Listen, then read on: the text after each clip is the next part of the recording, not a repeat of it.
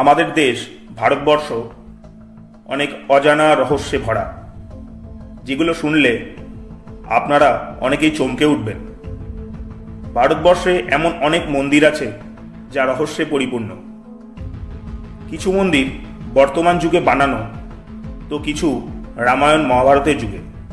কিছু মন্দির মানুষ দ্বারা নির্মিত, তো কিছু মন্দির দেবতা দ্বারা নির্মিত। আজকে আমরা জানব এমন একটি মন্দিরের সম্পর্কে যেটি মানুষ বা দেবতা দ্বারা নির্মিত নয়, বরং ভূত এবং প্রেত দ্বারা নির্মিত। হ্যাঁ, আপনারা ঠিকই শুনেছেন, ভূত দ্বারা নির্মিত মন্দির। ভিডিওটি শেষ পর্যন্ত অবশ্যই দেখবেন। ভালো লাগলে লাইক করতে ভুলবেন না, এবং আপনারা যারা এখনও আমার চ্যানেলটিকে সাবস্ক্রাইব করেননি তাদের কাছে আমার একান্ত অনুরোধ থাকবে চ্যানেলটিকে সাবস্ক্রাইব করার জন্য। এবার আসা যাক মূল প্রসঙ্গে। ভারতে জনসংখ্যার বিচারে সবথেকে বড় রাজ্য হল উত্তরপ্রদেশ।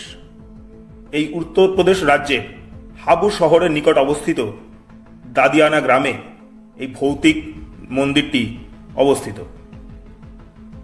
পুরাণ অনুসারে ভূত এবং আত্মারা ভগবান মহাদেবের কাছে তাদের জন্য স্থায়ী বাসস্থান দাবি করে, কারণ মানুষের সংখ্যা অত্যাধিক পরিমাণে বাড়তে থাকায় এবং পূজা অর্চনা অধিক পরিমাণে হতে থাকায় ভূত এবং আত্মারা অতিষ্ঠ হয়ে ওঠে। ফলে দাদিয়ানা গ্রামটিতে ভূত এবং আত্মাদের বসবাসের জন্য ভগবান মহাদেব অনুমতি দেন। এরপর কয়েকশো বছর সবকিছু সঠিকভাবেই চলছিল। দাদিয়ানা গ্রামে কোনো মানুষ বসবাস করত না, এমনকি গ্রামটিতে যাবার কল্পনা পর্যন্ত করত না, কারণ ভূত এবং পিশাচে ভরা ছিল দাদিয়ানা গ্রাম। কিন্তু মাঝে মধ্যেই ভূত এবং পিশাচেরা গ্রামের বাইরে এসে সাধারণ মানুষদের ভয় দেখাত।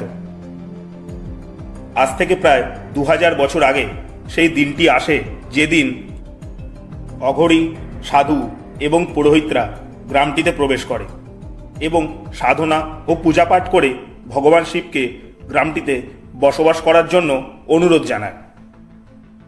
এরপর ভূত এবং পিশাচেরা সেই গ্রামটিকে ভগবান শিবকে উৎসর্গ করে এবং এক রাতের মধ্যেই একটি মন্দিরের নির্মাণ করে। কিন্তু ভোর হয়ে যাওয়ার মন্দিরের উপরিভাগের সামান্য কিছু অংশ তারা নির্মাণ না করেই চলে যায়। পরবর্তীকালে মানুষ দ্বারা বাকি অংশটির নির্মাণ করা হয়। মন্দিরটি এবং গ্রামটি আজও রহস্যে ভরা। মন্দিরটি শুধুমাত্র ইট এবং পাথর দিয়েই বানানো হয়েছিল।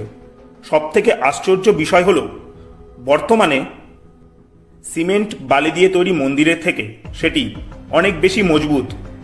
মন্দিরের যে অংশটি মানুষ দ্বারা নির্মিত, সেই অংশটি আবহাওয়াজনিত কারণে প্রায়ই নষ্ট হয়ে যায় এবং বারংবার সেটিকে মেরামত করতে হয়। কিন্তু বাকি অংশটি হাজার হাজার বছর পরেও অক্ষত, কারণ ভূত দ্বারা নির্মিত অংশটির ওপর আবহাওয়ার কোনো রকম প্রভাব পড়ে না। দাদিয়ানা গ্রামটিও রহস্যে পরিপূর্ণ। বন্যা, খরা, ভূমিকম্প ইত্যাদি প্রাকৃতিক দুর্যোগের ফলে আশেপাশের গ্রামের বাড়ি, শস্যক্ষেত ক্ষতিগ্রস্ত হলেও দাদিয়ানা গ্রামে প্রাকৃতিক দুর্যোগের কোনো প্রভাবই পড়ে না, কারণ সৃষ্টির সমস্ত কিছুই কালের অধীন এবং কাল হল মহাকাল অর্থাৎ পরমেশ্বর মহাদেবের অধীন। তাই দাদিয়ানা গ্রামটি আজও মহাকালের দ্বারা সুরক্ষিত। আশা করছি ভিডিওটি আপনাদের ভালো লাগবে। ভালো লাগলে একটা লাইক অবশ্যই করবেন। এই রকম রহস্যময় তথ্য জানার জন্য চ্যানেলটিকে অবশ্যই সাবস্ক্রাইব করবেন। ভালো থাকবেন। জয় জয় শ্রী মহাকাল।